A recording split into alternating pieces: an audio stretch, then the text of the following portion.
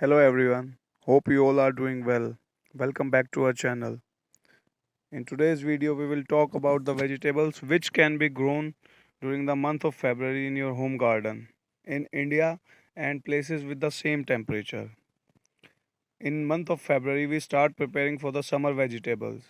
The vegetables which can be grown in the month of February are apple gourd, basil leaves, bitter gourd, bok choy, bottle gourd, cluster beans, corn, curry leaves, cucumber, coriander, eggplant, French beans, garden cress, ginger, lemongrass, mushroom, mint, okra, oregano, pumpkin, ridge gourd, rosemary, sage, thyme, tomatoes, turnip, turmeric, taro, and wheatgrass.